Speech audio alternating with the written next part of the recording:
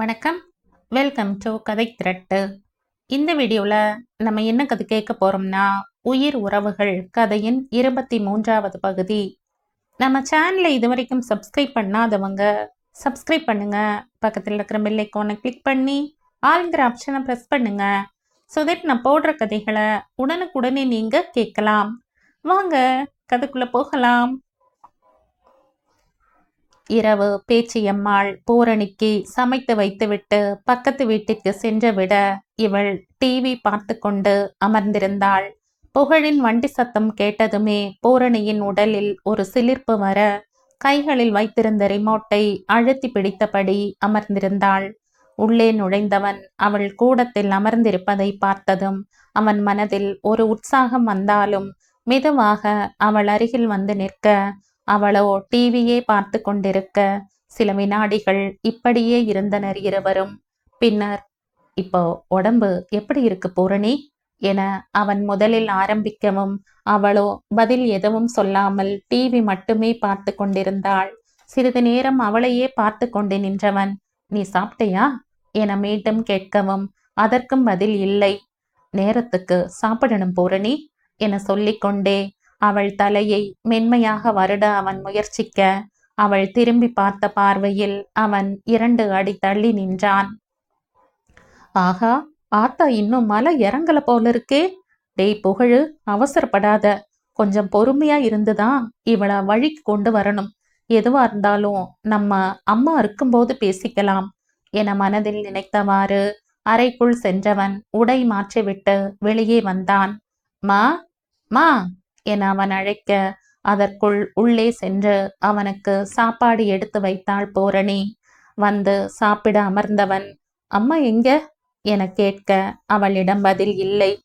சரி, நீ சாப்பிட்டியா என மீண்டும் கேட்க அதற்கும் பதில் இல்லாமல் அவள் அங்கிருந்து நகர வேகமாக அவள் கைகளை பிடித்தவன், நான் கேட்கிறேன்ல, நீ சாப்பிட்டியா இல்லையா என சற்று குரலை உயர்த்தி கேட்கவும் அவளோ திரும்பி அவனை முறைத்தவள் வெடுக்கென்ற கையை அவனிடம் இருந்து பிரித்து கொண்டு அங்கிருந்து நகர்ந்தாள்.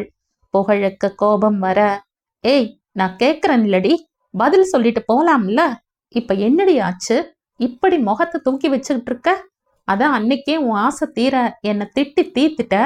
நீ நினைச்ச மாதிரியே இங்க வராம என்னையும் பழி வாங்கிட்ட. இன்னும் உன் கோபம் அடங்கலையா?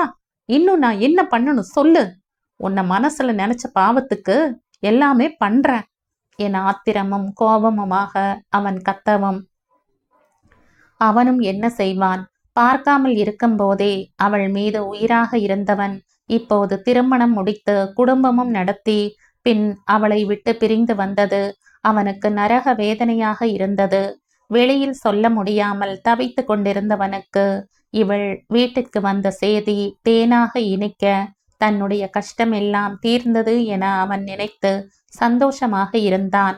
இப்போதோ மீண்டும் அவள் பாரா முகம் காட்டவும் அவனால் தாங்கிக் கொள்ள முடியவில்லை.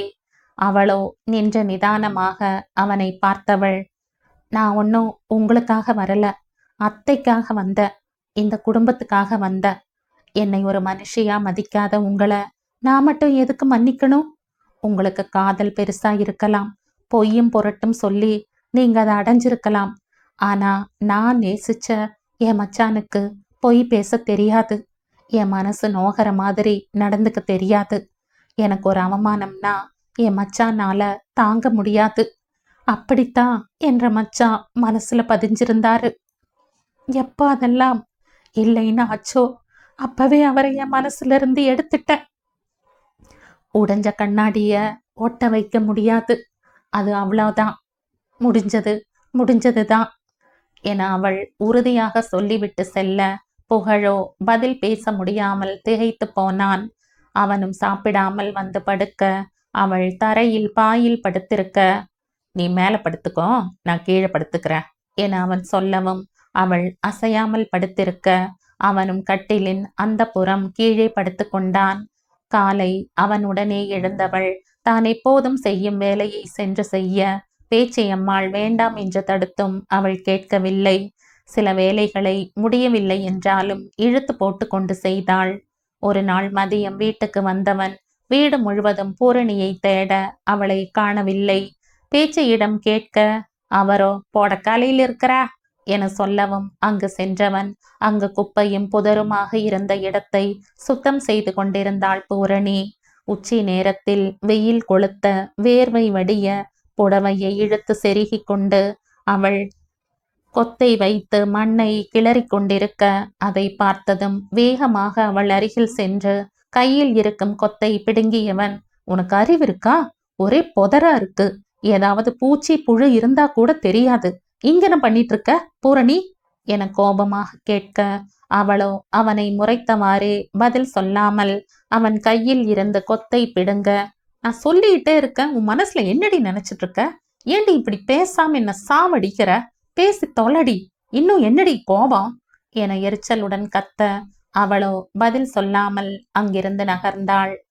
என்ன செய்வது என தெரியாமல் அவளையே பார்த்து கொண்டு நின்றான் புகழ். மனசுல என்ன நினைச்சிட்டு இருக்கான்னு சொன்னாலும் நாம் அதுக்கேத்த மாதிரி நடந்துக்கலாம், அதையும் வாய் திறந்து சொல்ல மாட்டேங்கிறாளே என மனதிற்குள் மருகியவாறே அவனும் வீட்டிற்குள் வந்தான். நாட்கள் நகர்ந்தன. ஆனால் பூரணிக்கும் புகழுக்கும் உள்ள இடைவெளி அதிகமாகியதே தவிர குறையவில்லை. வீட்டின் பின்புறம் சுத்தம் செய்து சிறு தோட்டம் அமைத்தாள் பூரணி. காய்கறிகள் எல்லாம் பயிரிட்டாள்.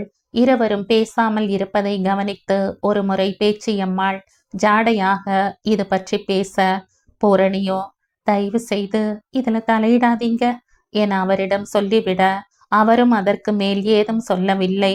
அவளின் அலட்சியம் அவனை காயப்படுத்த, சில நேரங்களில் அது சண்டையாக வெடிக்க, அப்போதும் அவள் மௌன கொள்கையை கடைபிடிக்க நொந்து போனான் புகழ். அவளின் கோபத்தை குறைத்து தன் நிலையை புரிய வைக்க அவன் எடுக்கும் அனைத்து முயற்சிகளும் எந்த பலனும் இல்லாமல் போனது. சில நேரங்களில் என்ன வாழ்க்கை என வெறுத்து போனான். அன்று ஞாயிற்றுக்கிழமை அவன் தோட்டத்தில் இருக்க அவனை தேடி வரதன் வந்தார். என்னப்பா புகழு, ஞாயிற்றுக்கிழமை கூட வயல்ல தான் உன்னை பிடிக்க முடியாட்டமா இருக்கு, இன்னைக்கு கூட வீட்டுக்கு வராம இருந்தா எப்படி என்றார். வரதனை பார்த்ததும் படுத்திருந்தவன் எழுந்து அமர்ந்து, வாங்கண்ணா என்றான். அவன் அருகில் அமர்ந்தவர், ஒரு முக்கியமான விஷயம் பேசலாம்னு வந்த புகழு என்றவர், அந்த மல்லிகை தோட்டத்தை உன்ற தம்பி உனக்கே கொடுத்து விடுறேன்னு சொல்லிட்டான் போல இருக்கு. எப்படியோ நீ பட்ட கஷ்டத்துக்கு விடிவு வந்துடுச்சு. போ, அப்படியே பக்கத்தில் இருக்கிற இந்த 2 ஏக்கர் விலைக்கு வருது, அது பார்க்கலாம்னு இருக்க. நீ என்ன சொல்ற? அதை கேட்கத்தான் வந்த என வந்த காரணத்தை சொல்லவும், அது நல்ல இடம்தான், வாங்கலாம் என்றான் புகழ். சரிப்பா, நான் கிளம்புறேன். நீ வீட்டுக்கு வரலையா? இங்க நீ தனியா என்ன பண்ற என கேட்க, ஏற்கனவே குழப்பத்தில் இருந்தவன், எங்க இருந்தாலும் நான் தனிதானங்களே என அவன் சலிப்புடன் சொல்லவும் கிளம்பிய வரதன் மீண்டும் அமர்ந்தார். அவர் அமர்ந்ததும் சுதாரித்த புகழ், இல்லைங்கண்ணா, அங்க ஒரே புழுக்கமா இருந்தது அதான் என சொல்ல, அவரோ புழுக்கம் அங்கில்ல, உன் மனசுல இருக்கு. இங்க பாரு புகழு, உனக்கும் பூரணிக்கும் நடுவுல ஏதோ பிரச்சனை ஓடுதுன்னு தோணுது. ஆனா எதா இருந்தாலும் இப்போதைக்கு ஒதுக்கி வச்சுட்டு பிறக்க போற புள்ளைய பாருங்க. உங்க 2 பேரோட சண்டைக்கு அது பலியாக கூடாது என சொல்லவும், அப்படியெல்லாம் ஏதும் இல்லைங்கண்ணா என வேகமாக சொன்னவன் பின்னர், அவதான் ரொம்ப பிடிவாதமா இருக்கா, நான் என்ன பண்ணட்டும் என வாய்க்குள் முனக, வரதனோ, இங்க பாரு புகழு, அது சின்ன பொண்ணுடா, அப்படித்தான் இருக்கும், போக போக புரிஞ்சுக்கும், நம்ம தான் விட்டு கொடுத்து போகணும். அம்மா திட்டும்போது நம்ம பேசாம இருக்கிறது இல்லையா, அதே மாதிரி பொண்டாட்டி சொல்லும் போது அமைதியா போயிடு என அவர் அறிவுரை சொல்ல, பேசினாத்தான் பரவாயில்லையே, பேசாமலே என்ன கொல்றாளே என எரிச்சலுடன் அவன் சொல்லவும், சரிடா, அவ பேசலைன்னா என்ன, நீ பேசு, உன்னோட பக்கத்துல இருந்து நீ எல்லாமே சரியா செய், கண்டிப்பா அந்த பொண்ணு மனசு மாறும். உங்க 2 பேருக்குள்ள என்னடா போட்டி, யாராவது ஒருத்தர் இறங்கி போங்க என அவனுக்கு அறிவுரைகள் சொல்ல புகழின் மனதில் சற்று தெளிவு பிறந்தது. அவர் சென்ற பிறகு பல மணி நேரம் யோசித்தவன் பின் ஒரு முடிவோடு வீட்டுக்கு வந்தான். உள்ளே நுழைந்தவன் கூடத்தில் மாணிக்கத்தை பார்த்ததும் அதிர்ந்து போய் நின்றவன், இவ ஏதாவது போன் பண்ணி அவங்க அப்பனை வர சொல்லிட்டாளா? மறுபடியும் பிரச்சனை ஆரம்பிக்க போகுதா என மனதிற்குள் எண்ணங்கள் கிளை கிளையாக பிரிய அப்படியே நின்றிருந்தான். அதற்குள் அவனை பார்த்த மாணிக்கம், வாங்க மாப்ள, சௌக்கியமா என விசாரிக்கவும், நல்லா இருக்க மாமா, நீங்க எப்ப வந்தீங்க என்றபடி கண்களை சுழற்ற அங்கு சமையல் அறையில் மணியம்மையும் பேச்சியும் பேசிக் கொண்டிருந்தனர்.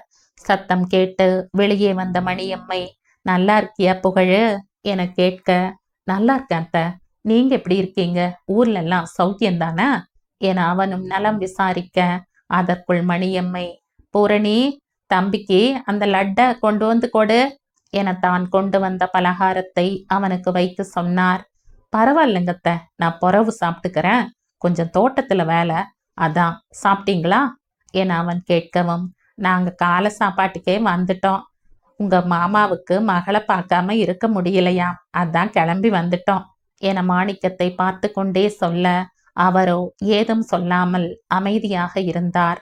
அதற்குள் பூரணி அங்கு வரவும், பின்னர் பொதுவாக பேசிக் கொண்டிருந்தவர்கள், மாசத்துக்கு ஒரு முறை டாக்டர் செக்கப்புக்கு வர சொல்லி இருக்காங்க, அதான் நாளைக்கு போகணும், பூரணியை கூட்டிட்டு போகலாம்னு வந்தோம் என மணியம்மை வந்த காரணத்தை சொல்லவும், பேச்சி புகழை பார்க்க, அவனோ பூரணியை பார்க்க, அவள் அவன் கண்களை பார்க்காமல் முகத்தை திருப்பிக் கொண்டாள்.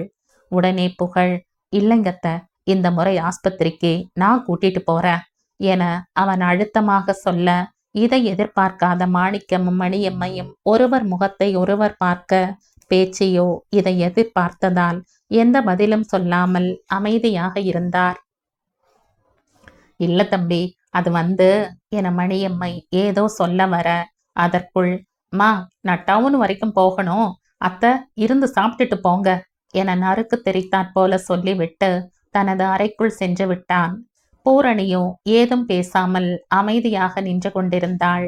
அவன் கிளம்பி வெளியே வரவும் அவன் வண்டியின் அருகில் மாணிக்கம் நின்றிருந்தார். வண்டி அருகில் வந்தவன் மாணிக்கத்தை பார்த்ததும் சற்று தயங்க, அவரோ அவன் முகத்தை பார்த்ததும் பேசவா எடுத்தவர், பின்னர் தயங்க, திருமணத்திற்கு பிறகு மாமனாரும் மருமகனும் நேரடியாக சந்திப்பது இதுவே முதல் முறையானதால் இருவருக்குள்ளும் சிறு பதற்றம் வர, பின்னர் புகழ்தான் முதலில் ஆரம்பித்தான். பாரி போன் ஏதாச்சும் பண்ணிச்சுங்களா என அவன் ஆரம்பிக்கவும், உடனே மாணிக்கம் வேகமாக, நேத்து தான் பேசினா, ஏதோ பரீட்சை நடக்குதாம், அடுத்த லீவுக்கு ஊருக்கு வரேன்னு சொன்னா என்றார். பின்னர் இருவரும் அமைதியாக இருக்க, மாணிக்கமே, மாப்பிள்ள, டவுன்ல முக்கியமான சொல்லிங்களா என ஆரம்பிக்கவும், ஆமாங்க மாமா, மோட்டாருக்கு ஆயில் தீந்து போயிடுச்சு, நாளைக்கு காட்டுக்கு தண்ணி எடுத்து விடுறதுக்கு வேணுமில்லங்க, அதான் வாங்கிட்டு வந்துடலாம்னு கிளம்பிட்டேன் என அவனும் பதில் சொன்னான். பிறகு என்ன பேசுவது என தெரியாமல் இருவரும் அங்கும் இங்கும் பார்த்தபடி நிற்க, அப்புறங்க மாப்பிள்ள, ஏதோ சோளத்தட்டெல்லாம் வீணாகிடுச்சுன்னு என அவர் மீண்டும் ஆரம்பிக்கவும், நீங்க எப்பவும் போல புகழ்னே கூப்பிடுங்க மாமா என்றவன் அவரின் தயக்கத்தை புரிந்து கொண்டவன், ஆமாங்க மாமா, கொஞ்சம் பூச்சி விழுந்துடுச்சு, 2 ஏக்கர் நட்டமாகி போயிடுச்சு, என்ன பண்றதுங்க என்றான். அடுத்த முறை பார்த்து பண்ணுங்க என்றவர் பின்னர் பொதுப்படையாக பேச, இருவரும் சரளமாக பேச ஆரம்பித்தனர். அப்போது மாணிக்கம், புகழு, டாக்டர் அம்மா பூரணிய ஓய்வுல இருக்கம்னு சொல்லி இருக்காங்க, அதனால என தயங்கி அவன் முகம் பார்க்க, புகழோ, ஏனுங்க மாமா, என் மேல உங்களுக்கு நம்பிக்கை இல்லைங்களா என கேட்கவும், அப்படியெல்லாம் இல்ல புகழு என பதறியவர், இல்ல, இந்த நேரத்துல கொஞ்சம் ஓய்வா இருந்தா நல்லா இருக்கும்னு சொன்னேன் என தகப்பன் பாசத்தில் மகளின் சார்பாக பேச, நீங்க சொல்ல வர்றது எனக்கு புரியுது மாமா, நீங்க கவலைப்படாதீங்க, அவளை என் கண்ணுக்குள்ள வச்சு பார்த்துக்குவேன் என நம்பிக்கை வார்த்தை சொன்னவன், சரிங்க மாமா, இருந்து சாப்பிட்டுட்டு போங்க, நான் சீக்கிரம் வர பார்க்கிறேன் என சொல்லி கிளம்பவும், மாணிக்கமோ சட்டென்று அவன் கைகளை பிடித்தவர், வயசுல சின்னவனா இருந்தாலும் உனக்கு மனசு பெருசு புகழு என சுருக்கமாக தன் மன ஓட்டத்தை சொல்லும் போதே அவர் குரல் தழுதழுக்க, அவனோ பதில் ஏதும் சொல்லாமல் அவரது கையை அழுந்த பற்றவும், வார்த்தைகள் சொல்லாத பல விஷயங்களை அந்த பிடிமானம் சொன்னது. பின்னர், சரிங்க மாமா, நான் கிளம்புறேனுங்க என சொல்லிவிட்டு அவன் கிளம்ப, மாணிக்கம் வீட்டிற்குள் திரும்ப அங்கு பூரணியும் மணியம்மையும் நின்று கொண்டிருந்தனர். அங்கு வார்த்தைகள் இல்லை என்றாலும் மணியம்மையின் முகத்தில் தெரிந்த நிம்மதி, பூரணியின் கண்களில் தெரிந்த ஒரு சந்தோஷம், மேலும் மாணிக்கமும் குற்ற மனப்பான்மை இல்லாமல் முகம் நிர்மலமாக இருக்க அந்த இடத்தில் சொல்ல முடியாத ஒரு சந்தோஷ நிலை இருந்தது. மா மா, இங்க ஒரு புத்தகம் வச்சிருந்த, யார் எடுத்தா? இந்த வீட்டுல வச்ச பொருள் ஒரு இடத்துல இருக்கிறது இல்ல என கத்திக்கொண்டே பாண்டி வீட்டையே கலைத்து போட்டு கொண்டிருந்தான்.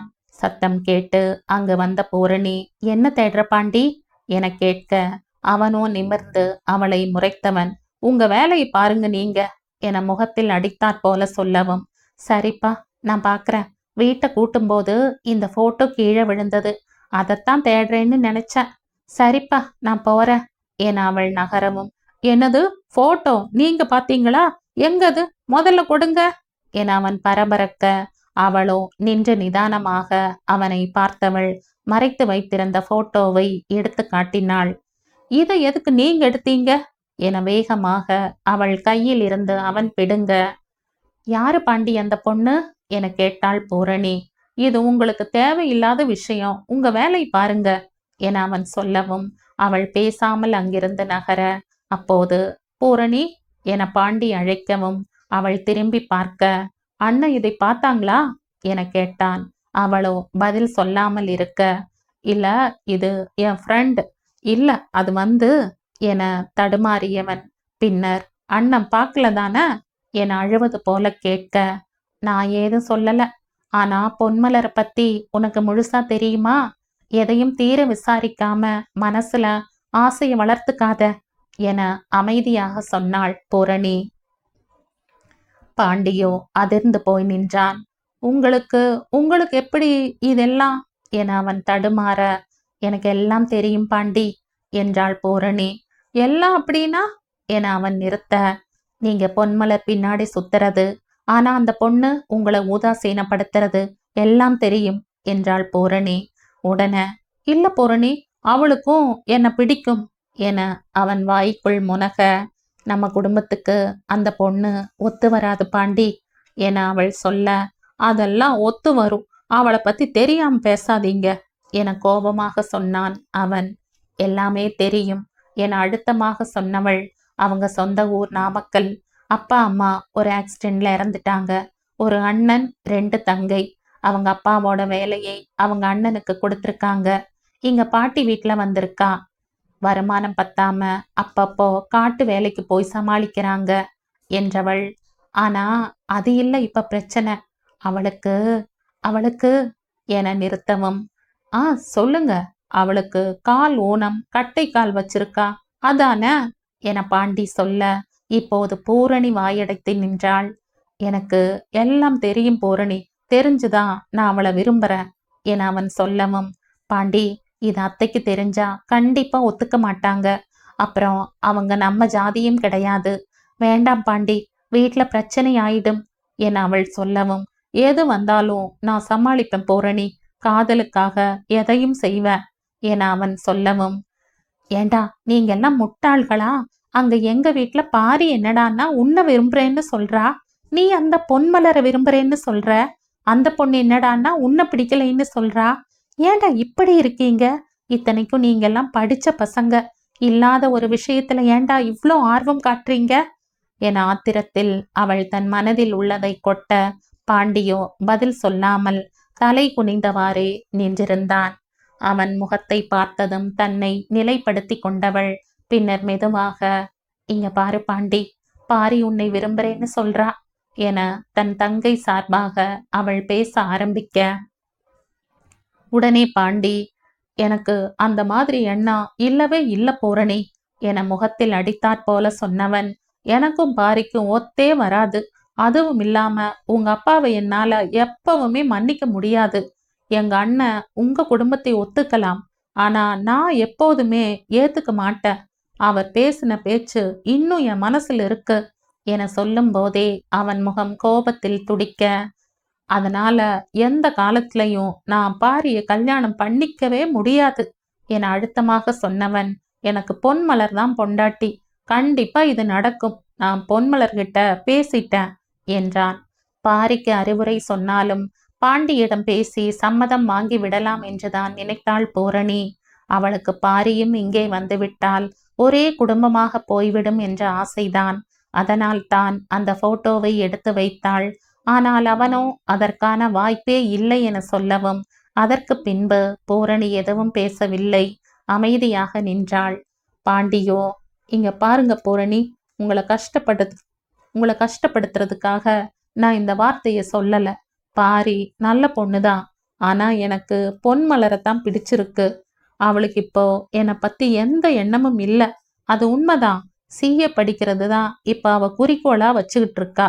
அவ படிச்சு முடிக்கிறதுக்குள்ள நானும் கொஞ்சம் செட்டில் ஆயிடுவேன். அப்புறம் அவளைத்தான் கல்யாணம் பண்ணுவேன் என அவன் சொல்லவும், திட்டம் போடுறதுல அண்ணனும் தம்பியும் ஒரே மாதிரி இருக்கீங்க. யார் என்ன நினைச்சாலும் பரவாயில்ல, தான் நினைச்சது நடக்கணும்னு நினைக்கிறீங்க.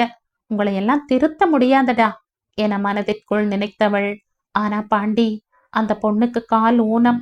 அத்தை என அவள் இழுக்கவும், எங்க அம்மாவை எப்படி சமாளிக்கிறதுன்னு எனக்கு தெரியும் பூரணி, நான் பாத்துக்கிறேன். ஆனா இப்போ என அவன் நிறுத்தி அவளை பார்க்க, நான் ஏதும் சொல்ல மாட்டேன் பாண்டி என சிரித்து கொண்டே சொன்னவள், உன்னோட நம்பிக்கை வெற்றி பெற என்னோட வாழ்த்துக்கள் என சொல்லிவிட்டு அங்கிருந்து நகர்ந்தாள். நாட்கள் நகர்ந்தன. பூரணிக்கும் 5 மாதம் ஆனது. குழந்தை வயிற்றுக்குள் வளர வளர மாற்றங்கள் ஏற்பட்டன. பூரணி பேசுவாளா என்று அவள் முகத்தையே பார்த்து கொண்டிருந்தவன் இப்போது அவள் பதிலை எதிர்பார்க்காமல் அவளிடம் எப்போதும் போல பேசிக்கொண்டே இருக்கிறான்.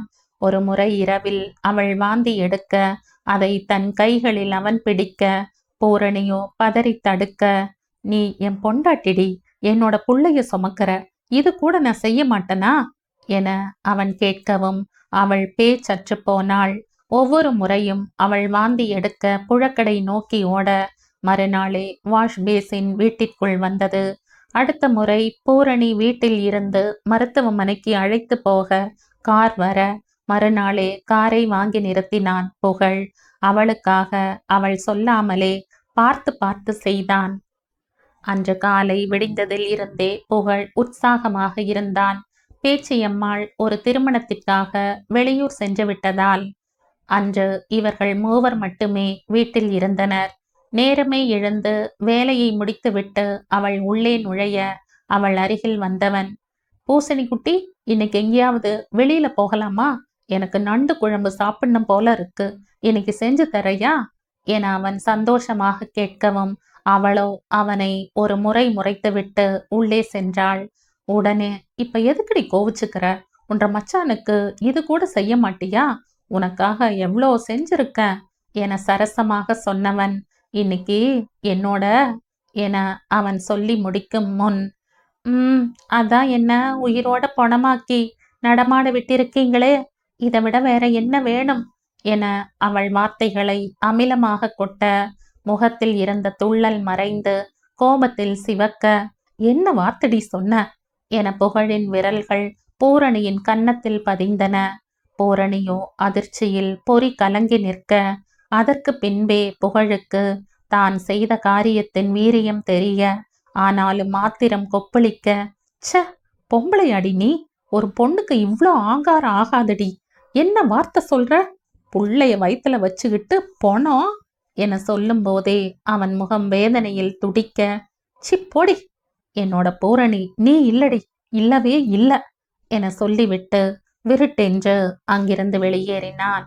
சத்தம் கேட்டு வெளியே வந்த பாண்டி, என்னாச்சு என கேட்கவும் பூரணியோ அழுது கொண்டே நிற்க, என்னங்க, எவ்வளோ சண்டையா இருந்தாலும் இன்னைக்காவது கொஞ்சம் நல்லா பேசி இருக்கலாம்ல, பாவம் அண்ணன் என அவன் சொல்லவும், அப்பவும் உங்க அண்ணனுக்கு தானே சப்போர்ட் பண்றீங்க, அவர் மட்டும் செஞ்சது சரியா என அவள் அழுது கொண்டே கேட்கவும், அடிச்சது தப்புதான், ஆனா இன்னைக்கு அண்ணாவுக்கு பிறந்த நாள், எப்பவும் பெருசா கொண்டாட மாட்டாரு.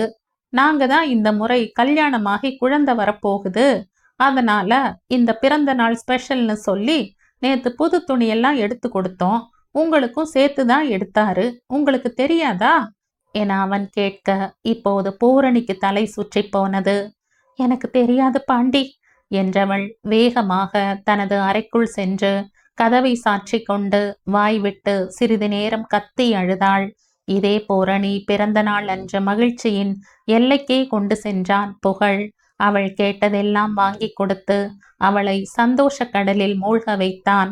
இன்றோ பேச்சு இல்லாததால் அனைத்து வேலைகளையும் அவளே செய்ததால் உடலின் அயர்ச்சி மற்றும் மனதின் குழப்பமும் அவளை சோர்வடைய செய்ய, அந்த நேரத்தில் புகழின் உற்சாகம் அவள் மனதில் கொதிப்பை ஏற்படுத்த அவளை அப்படி பேச வைத்து விட்டது. மேலும் புகழின் பிறந்த நாள் என்று அவளுக்கு தெரியாது. ஐயோ, இந்த கேன சிரிக்கி இன்னைக்குன்னு பார்த்து இப்படியெல்லாம் பேசிப்புட்டனே என மனதிற்குள் மருகி போனாள் பூரணி. மதியம் பாண்டி வீட்டிற்குள் நுழையும் போதே சமையல் வாசனை தூக்க, ஆஹா, இன்னைக்கு நிறைய ஸ்பெஷல் இருக்கு மாட்டமா இருக்கு, அண்ணன் காட்டுல மழைதான் என சொல்லிக்கொண்டே உள்ளே வர, பூரணியோ பதில் சொல்லாமல் சிரித்தபடியே வேலை செய்து கொண்டிருந்தாள். எல்லாம் செய்து அவனுக்காக காத்திருக்க, புகழோ வராமல் போக, ஊருக்கு சென்ற பேச்சியம்மாள் வந்துவிடவும் அவரும் பூரணி புகழுக்கு பிடித்ததை சமைத்து வைத்திருந்ததை பார்த்தவர் மருமகளை பாராட்டிவிட்டு பின்னர் இருவரும் சாப்பிட்டனர். புகழ் வருவதற்கு நேரமானதால் பேச்சு அவளை வற்புறுத்தி சாப்பிட வைத்தார். அன்று இரவு வெகு நேரம் கழித்து வந்த புகழ் உள்ளே வந்ததும், ஏன் தம்பி, டவுனுக்கு போறதா இருந்தா சொல்லிட்டு போக மாட்டியா? பாவம் பொண்டாட்டி உனக்கு பிடிச்சதெல்லாம் செஞ்சு வச்சு வாசலையே பார்த்துட்டு இருந்தா. நான் தான் நேரமாச்சு போய் உறங்குன்னு சொன்னேன். வயிற்று புள்ளதாச்சு எவ்வளோ நேரம் காத்திருப்பா? ஏன் புகழ் இப்படி பண்ற?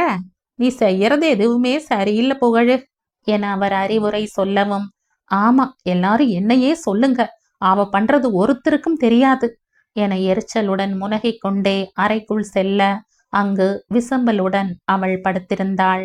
உள்ளே நுழைந்ததும் அவளது விசும்பல் சத்தம் கேட்டதும் எரிச்சல் கோபமாக மாற, இப்ப எதுக்கு அழுதுட்டு இருக்க? நான் தான் உன்னை எந்த தொந்தரவும் பண்றதில்லையே. நீங்க தான் தப்பே செய்யாத உண்மை சொல்ற ஹரிச்சந்திரனுக்கு அடுத்த வாரிசு. நீங்க பேசுறதுதான் உண்மை, நியாயம் எல்லாம் இருக்கும். நாங்கெல்லாம் ஏமாத்துறதுக்குன்னே பிறந்திருக்கோம். அப்புறம் நீ ஏன் அழற?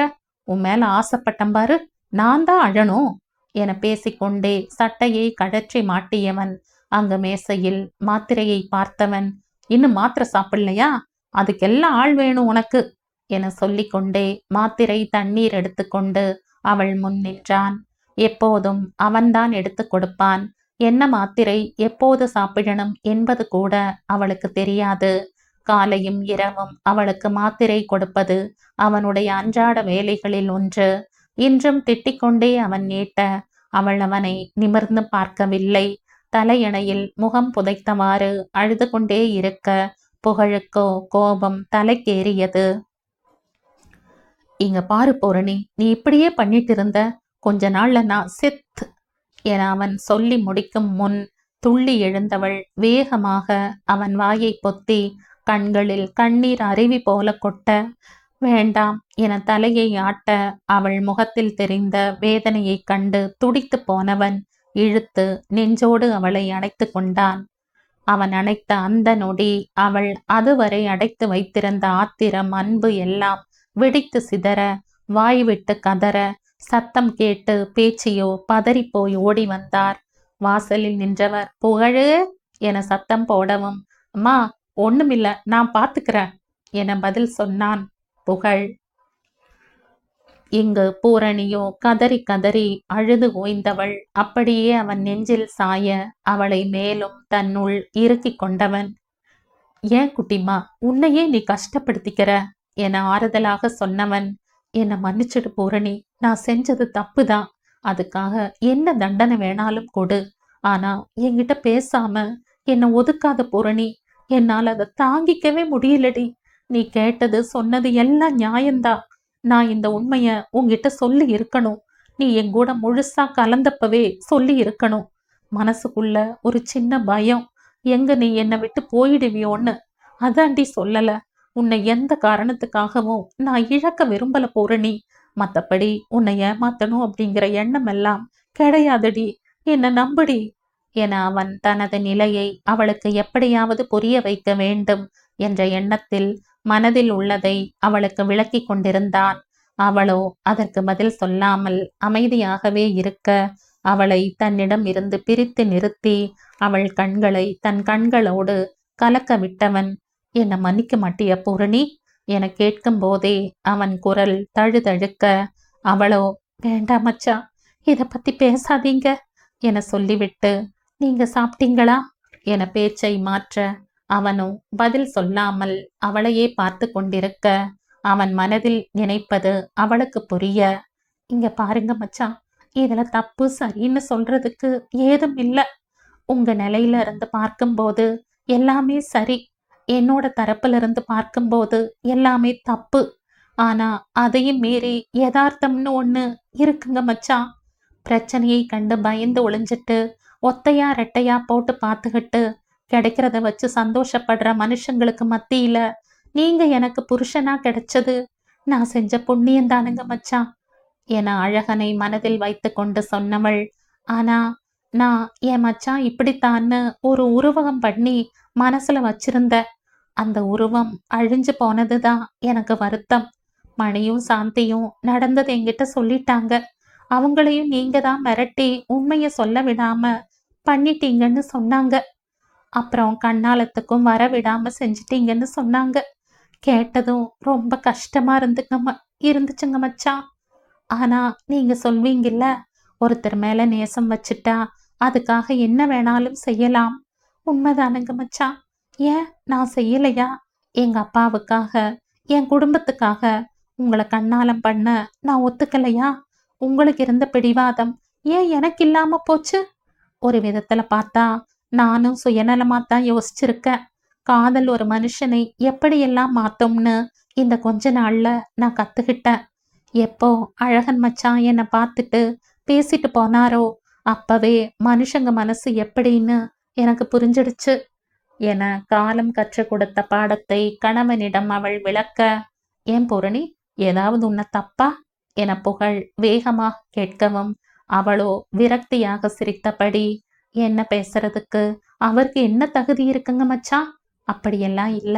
ஒரு பொண்ணு மனசுல ஆசையை வளர்த்து விட்டுருக்கோம்னு ஒரு குற்ற உணர்ச்சி கூட இல்லாம அவர் பேசினப்பதான் ஆத்திரமா வந்துச்சு. இதனால எவ்வளோ அவமானத்தை சந்திச்சேன். ஊர்க்காரங்க என்னை எப்படியெல்லாம் கேவலமா பேசினாங்க" என சொல்லும் போதே அவள் முகம் வேதனையில் துடிக்க, "ஐயோ பூரணி, போதும்டி. நான் செஞ்ச ஒரே தப்பு அது மட்டும்தான். உன்னை இவ்வளவு தூரம் அது பாதிக்கும்னு நான் நினைக்கலடி. தயவு செஞ்சு அதை மறந்துடுடி" என அவள் கையை பிடித்து கொண்டு கெஞ்சவும், அவளோ, "நீங்க என்ன பண்ணுவீங்க மச்சான்? என் தலையில இப்படித்தானே எழுதி இருக்கிறப்போ அதை யாரால மாத்த முடியும்? ஆனா என்னைக்கு உங்க அம்மாவை என் வீட்டுல பார்த்தனோ அப்பவே என்னோட வேதனை எல்லாம் மறந்து போயிடுச்சு. ஒரு தனி மனுஷி ஆம்பளை கூட போட்டி போட்டுக்கிட்டு 2 பசங்களை வளர்த்து நல்ல நிலைமைக்கு கொண்டு வந்து அவங்க வீட்டுக்கே சம்பந்தமாகி ஊரே பார்த்து பிரமிச்சு போயிருக்க, அவங்க என் வீட்டுக்கு வந்து என் வீட்டு பொண்ணுன்னு சொல்லி என்னை கூப்பிட்டாங்க பாருங்க. அப்பதான் மச்சான் எனக்கு என்னோட நிலை என்னன்னு தெரிஞ்சது. என்னோட வேர் எங்க இருக்கு, நான் எங்க இருக்கணும், என்னோட மரியாதை என்ன அப்படின்னு புரிஞ்சது. அதான் உடனே கிளம்பி வந்துட்டேன். ஆனாலும் மனசுல கொஞ்சம் வருத்தம், ஒரு ஏமாற்றம் இருக்குங்க மச்சான்.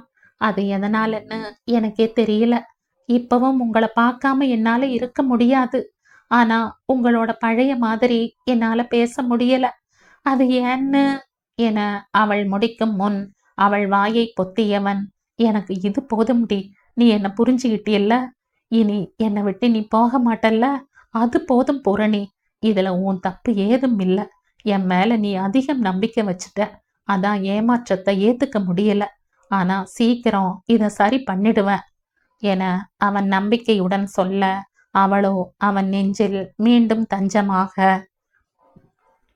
அவளை அணைத்தபடியே எழுந்தவன், "ஹே, ஒன்னே ஒன்னுடி, ரொம்ப நாளா ஏங்கி கிடக்கிறேன்" என்றபடி அவள் இதழ்களில் அழுந்த முத்தம் கொடுக்க, அப்போது இருவரின் கண்களும் வியப்பால் விரிய, இருவர் முகத்திலும் ஆச்சரியம் தெரிய, "மச்சான், பூரணி" என இருவரும் ஒரே நேரத்தில் கத்தியவர்கள் சட்டென்று அவளை விடுத்து அவள் காலுக்கடியில் முட்டி போட்டு அமர்ந்தவன், "ஹே, என்னடி இது? எப்போ? இது இப்போ?" என அவன் சந்தோஷத்தில் திணறவும், அவளோ, ஆமாங்க மச்சான், இப்பதான் முதல் முறையா குழந்தை துள்ளுது. கனகாக்கா கேட்டுக்கிட்டே இருந்தாங்க, என்னடி 6 மாசமாச்சு, இன்னும் குழந்தை துள்ளலையான்னு. இப்பதான் துள்ளுதுங்க மச்சான் என அவள் உற்சாகத்தில் கத்தவும், அவனோ அவளது வயிற்றை பாசத்துடன் தடவி கொடுத்தவன், என்னங்க செல்லம், அப்பா அம்மா சேரும்போதுதான் துள்ளுவீங்களோ என சொல்லிக்கொண்டே வயிற்றில் முத்தம் கொடுக்க அவளோ சிலிர்த்து போனாள். சிறிது நேரம் அவள் வயிற்றையே பார்த்து கொண்டிருந்தவன், என்னடி மறுபடியும் துள்ளலையே என கேட்க, தெரியலைங்க மச்சான், என்ன பண்ணா துள்ளும்னு நான் கனகாக்கா கிட்ட வேணா கேட்டு சொல்றேன் என அவள் சொல்லவும், அவனோ என்ன பண்ணணும்னா என சொன்னவன் சட்டென்று எழுந்து இதழில் மீண்டும் முத்தம் கொடுக்க, மீண்டும் குழந்தை துள்ள, ஆகா, இதுதான் இதுக்கு வழியா என்றவன் மறுபடியும் அவள் இதழை சிறை செய்து குழந்தையின் துள்ளலை இருவரும் ஆரம்பித்தனர். நாட்கள் நகர்ந்தன. பூரணி இப்போது முன்பு போல் கலகலப்பாக இல்லை என்றாலும் ஒரு பொறுப்பு உள்ள மருமகளாக நடந்து கொண்டாள். புகழும் அவளை ரொம்ப வற்புறுத்தவில்லை. சில சமயம் அவள் எரிச்சலாக பேசினாலும் அமைதியாக போய்விடுவான். ஆனால் குழந்தை என்று வந்து விட்டால் இருவரும் சண்டை மறந்து ஒன்று சேர்ந்து விடுவர். அதுவும் புகழ் அவளை அணைக்கும் போது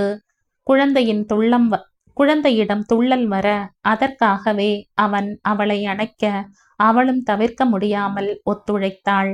இடையில் அவளுக்கு சீமந்தம் முடிந்து மணியம்மை அழைத்து செல்ல, அந்த நேரத்தில் புகழின் அருகாமைக்கு மிகவும் ஏங்கி போனாள் பூரணி. வாரத்திற்கு ஒரு முறை புகழ் வந்து சென்றாலும் ஏனோ அவள் தனிமையையே உணர்ந்தாள். அவனின் அன்புக்கும் நேசத்துக்கும் அவள் அடிமையானதை அப்போதுதான் புரிந்து கொண்டாள். பாண்டியும் விசா கிடைத்து வெளிநாடு சென்று விட, பாரியோ சென்னையில் மருத்துவ கல்லூரியில் சேர்ந்திருந்தாள். மருத்துவர் சொன்ன தேதிக்கு 20 நாட்களுக்கு முன்பே பூரணிக்கு பிரசவ வலி வர, அவளை மருத்துவமனைக்கு அழைத்து செல்ல, அவளோ புகழ் இல்லாமல் பிரசவ அறைக்கு வர மறுத்துவிட்டாள். புகழோ ஒரு கருத்தரங்கம் சம்பந்தமாக கோயமுத்தூர் சென்றிருந்தான்.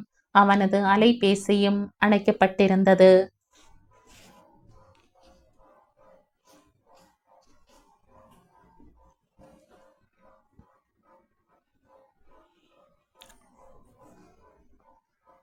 இந்த கதையின் தொடர்ச்சியை அடுத்த பதிவில் கேட்கலாம். நன்றி.